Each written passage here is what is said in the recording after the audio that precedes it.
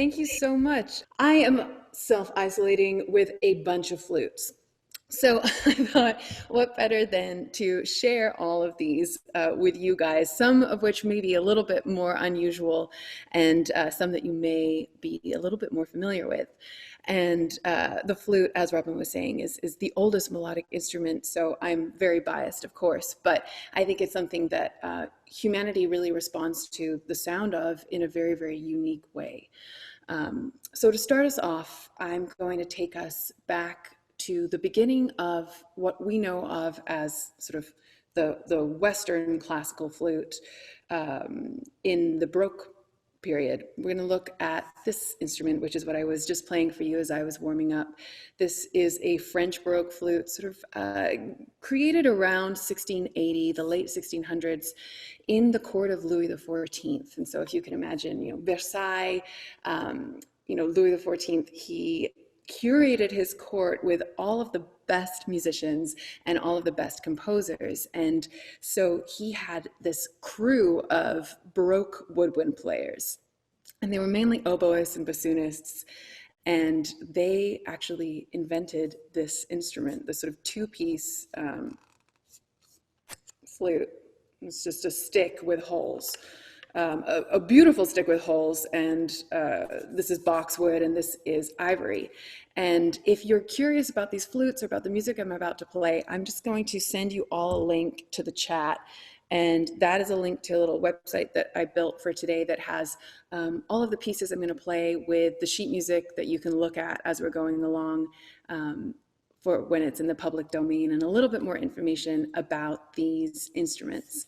So without any further ado, let's do a little just sound check all together. This is a way for us to make sure everybody's on mute.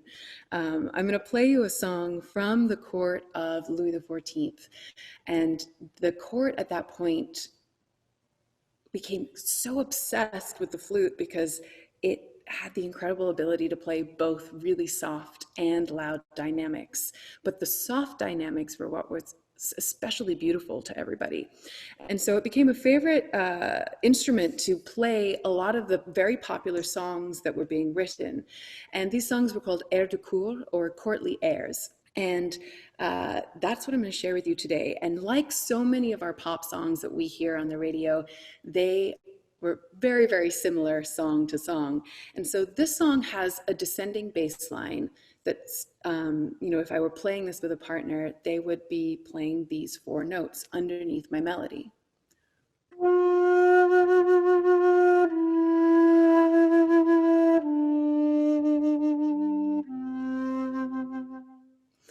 So it just sounds 1, 2, 3, 1, 2, 3, 1, 2, 3, 1, 2, 3. So if you guys all just hum that along with me, we'll go a little bit slower. So like 1, 2, 3. Great, I can't hear any of you. That's awesome. Cool, keep that going.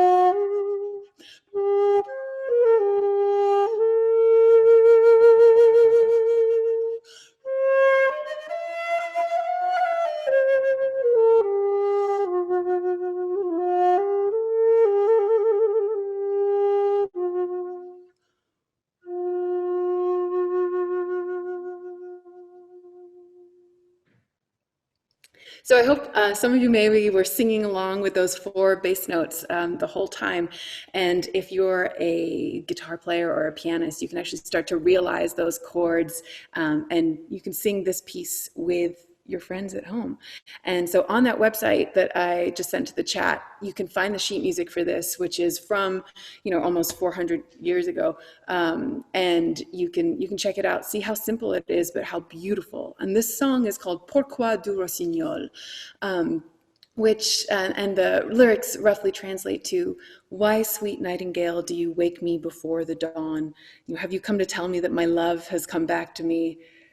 And the answer is pretty much no. Sad, heartbroken songs. And I fell in love with these songs while I was a student at Juilliard studying Baroque flute. They're really relatively unknown, these airs de cour, but they are so gorgeous. They were the pop songs of the 1600s in the French courts, and I love them so much and felt that they were true pop songs of today as well, and reimagined them and recomposed them into a whole bunch of different pop songs. So you can hear my pop version of that as well, but you can hear how beautiful it is on the original French Baroque flute that we have here. But the flute did develop. This is not the flute that any of us are used to seeing. As I said, it really is, just a stick with 6 holes here. We got 1 key, but this sort of gave people quite a bit of discomfort as they were playing it. You can see how far my fingers are spread out. I don't have much option to sort of make adjustments to the instrument.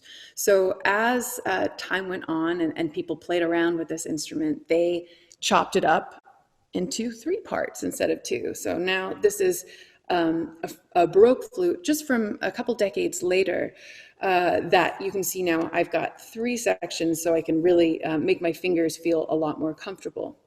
And while the flute that I just played for you is probably what Bach would have first heard his flute music played on around 1719 by the great virtuoso, flute virtuoso, who's called Buffredin. We now play Bach a lot of the time on this kind of instrument. And the main difference is how they're built and how they are tuned.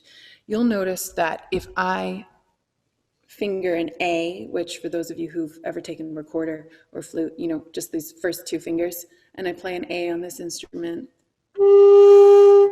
Remember that pitch?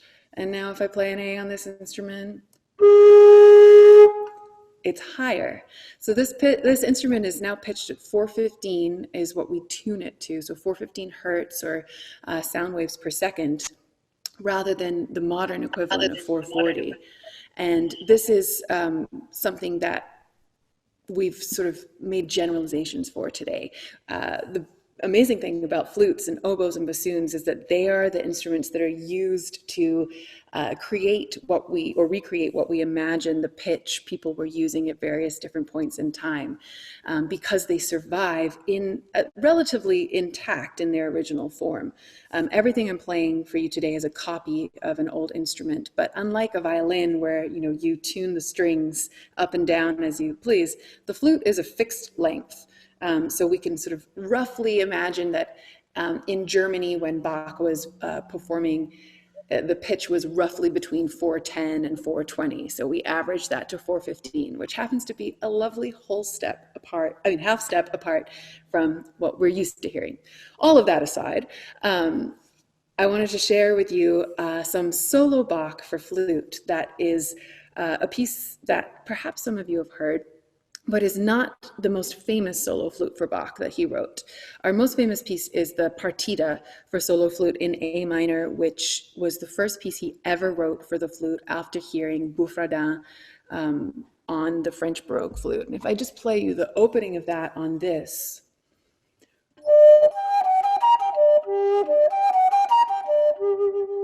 and then on the Baroque flute, you'll hear how different it is.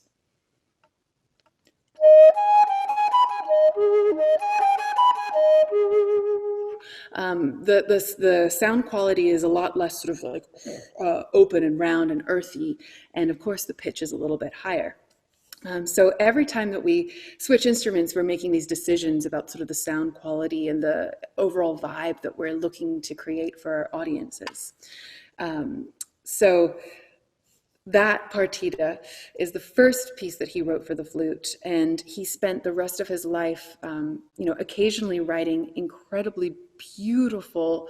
I mean, he was always writing beautiful music, but he occasionally wrote music for the flute, which is really unusual because most of his music was written, secular music for solo instruments was written right in that 6-year period between 1717 and 1723, when he first discovered this instrument for the first time.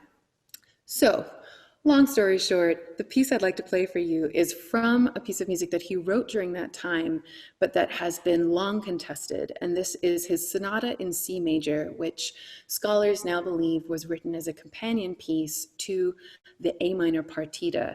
A minor and C major are relative keys, and so we can understand why he might have picked that as the companion.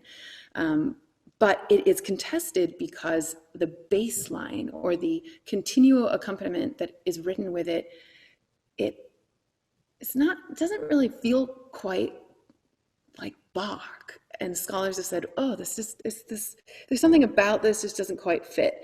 And now what they think is that CPE Bach, his son, he was training his son how to compose and how to write music. And he asked him to write a new bass line to a solo flute piece that was just, sitting on the shelves somewhere. And that's why we have this really weird, incredibly beautiful and very Bach, J.S. Bach solo flute line with a kind of rudimentary and juvenile almost bass line. So there's a lot of arguments that say we can actually take this piece and play it as a solo. Right now, I can only play by myself, so I'm going to use that argument. So this is the third movement of Bach's Sonata in C major, and for solo flute, whereas normally you might hear it with accompaniment. And because I'm doing it all by myself, I'm just adding in, we'll see, I'll be adding in a couple ornaments, improvising a little bit as I go to try and create the illusion of harmony.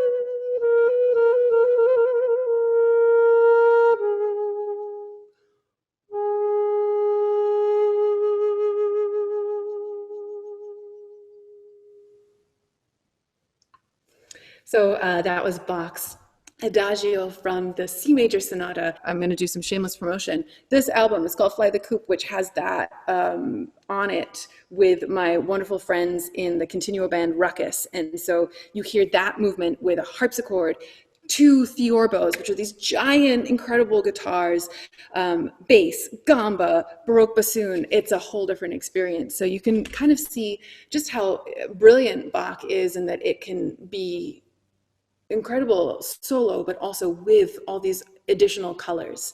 So I'm really curious what you guys think about that. And I love playing this instrument because it has so many colors and nuances available to it. Because we're just dealing with the holes, we're manipulating them purely with our fingers covering the holes, we have all sorts of weaknesses in the sound of the instrument that we don't have with a modern flute, which is built to be, completely even the whole way. But those weaknesses are what creates so much beauty in the color of this instrument. And I think that it works wonderfully for Baroque music, but also really well for contemporary music. So I want to share a piece for you by a composer that everybody here knows, John Williams. And I think you've all heard his film scores, throughout our entire lives. And this is a piece that I love to play on this instrument because it is able to emulate the sounds of a Japanese flute, a shakuhachi, really well. So this is going to be a piece, it's called The Handkerchief Scene from the movie Memoirs of a Geisha.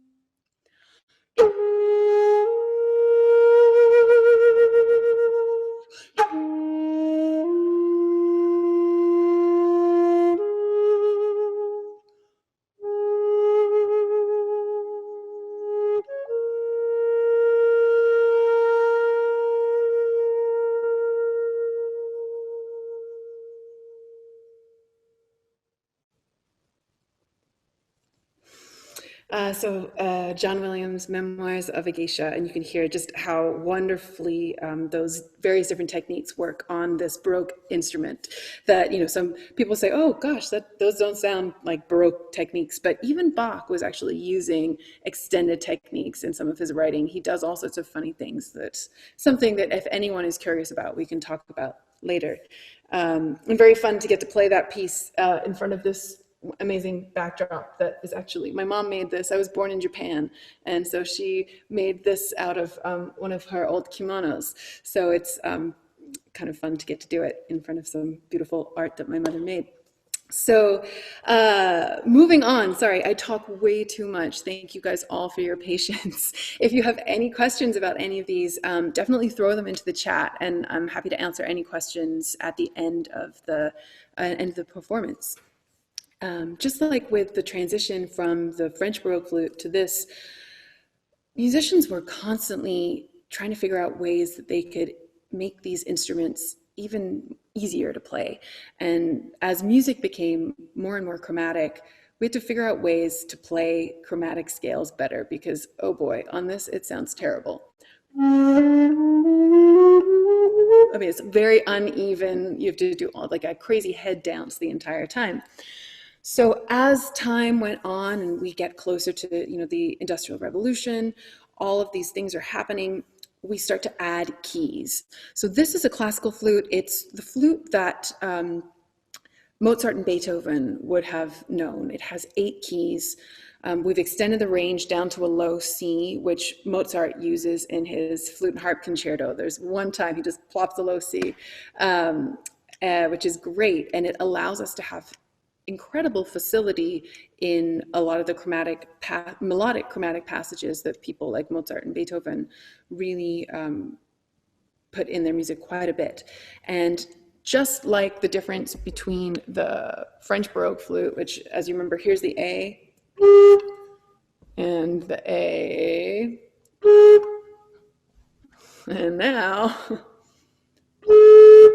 just a little bit higher. This is 430 pitch, so it's not quite a quarter tone. It's 10 cents flatter than what we are used to today, but it's sort of what we've adopted as standard classical period performance pitch.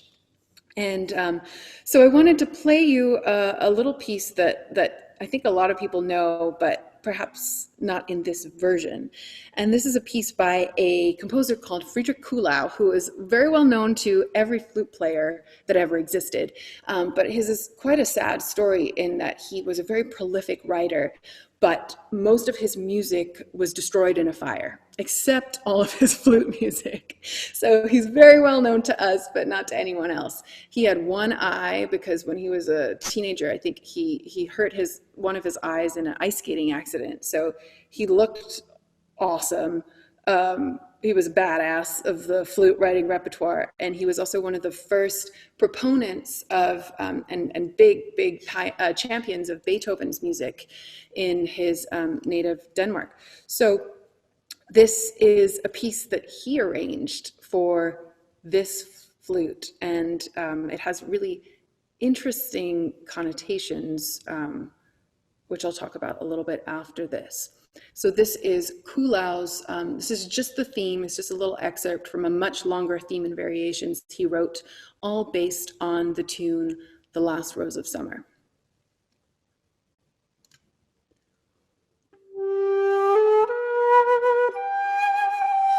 Whoa, one of my keys is unstuck. Let me try that again.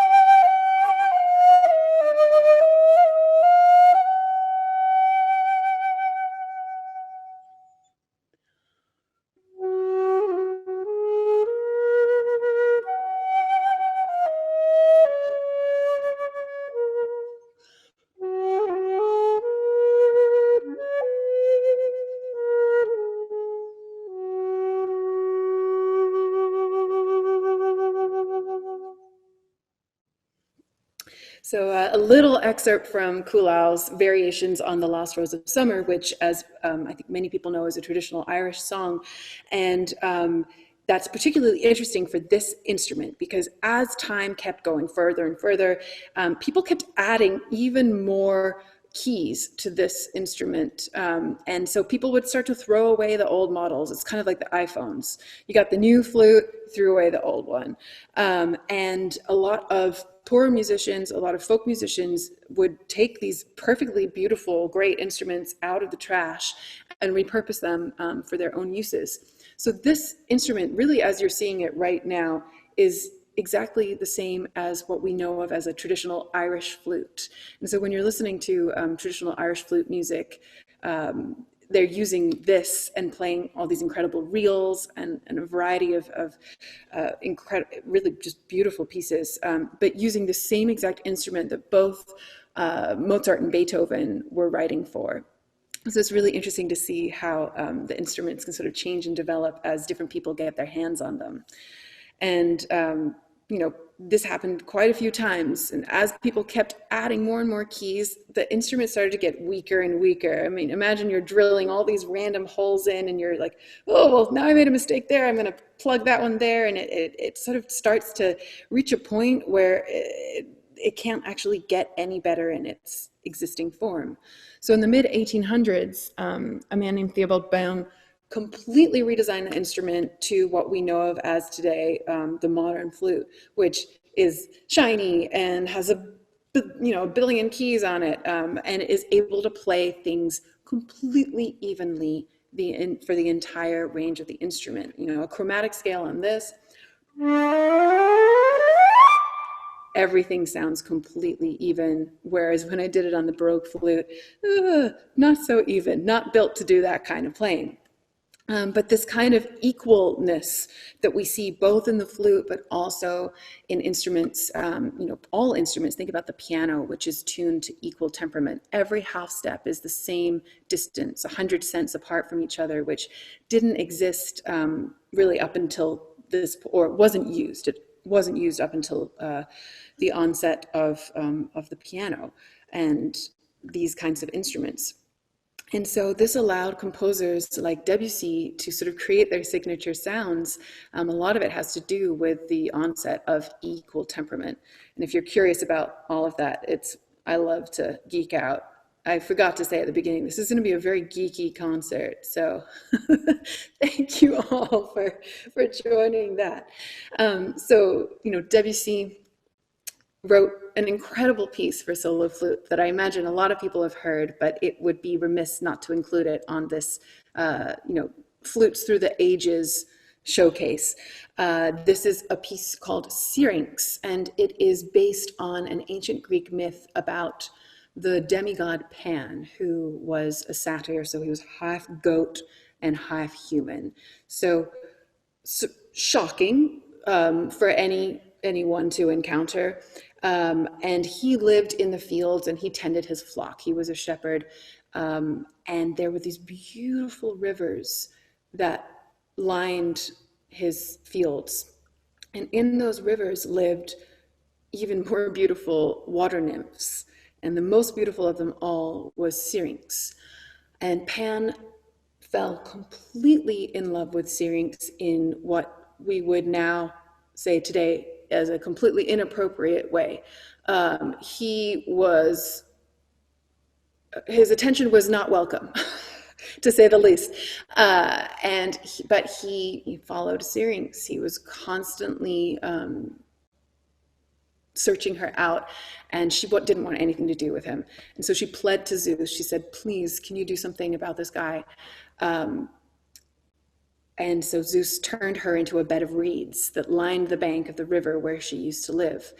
And Pan heard the wind rustling through these reeds and thought the sound was just so beautiful that he cut down those reeds and fashioned them into a flute. And so he has inspired so much flute music from lots of different composers because of this very twisted story. This particular piece by Claude Debussy was written to be at the end of a ballet, and it's supposed to be about the end of Pan's life. And as he's reflecting on all the things that have happened, good and bad, and his relationship with Syrinx, his love for her, his pining for her, his rejection, and his loss of her. And so this is sort of a meditative response from Pan about his former love, Syrinx.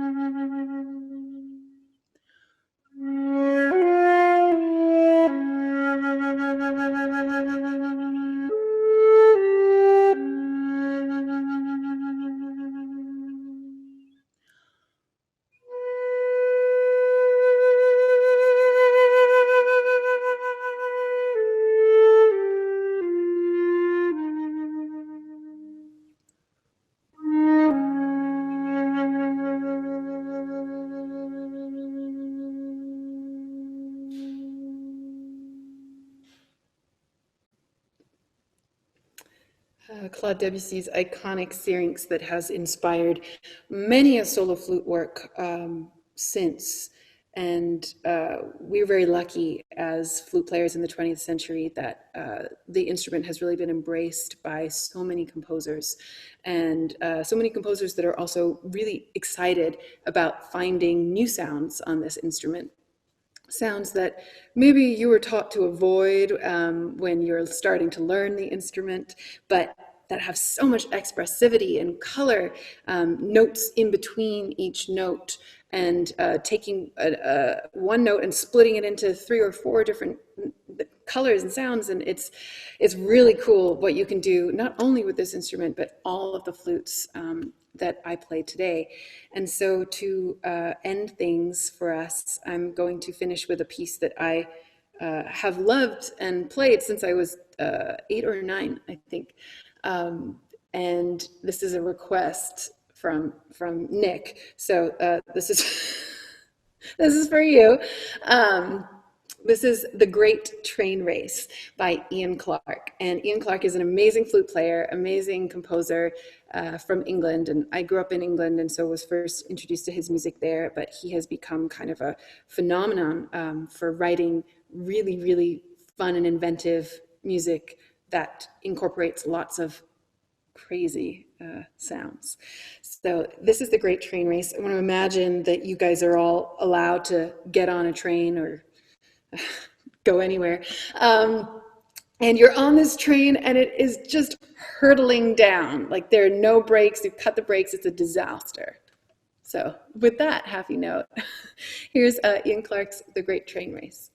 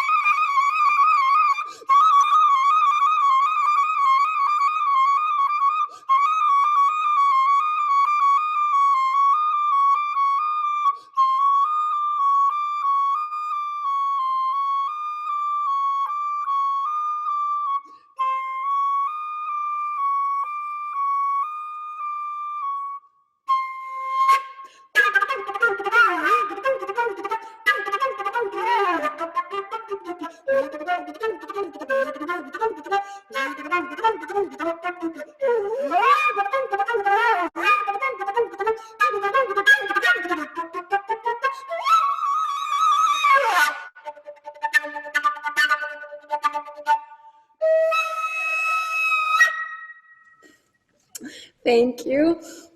This has been such a pleasure to play for you today. Really, it's really very, very meaningful and very special for me. So a big thank you to Maine Public for having me and for all of you for tuning in for, as I said, what is a very, very geeky, dorky hour of flute music.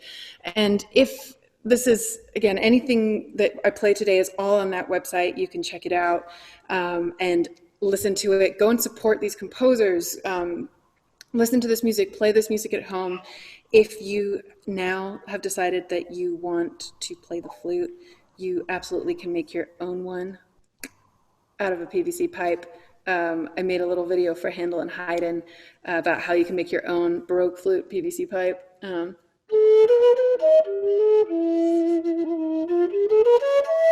So you guys can all become flute players and I can't wait to hear you.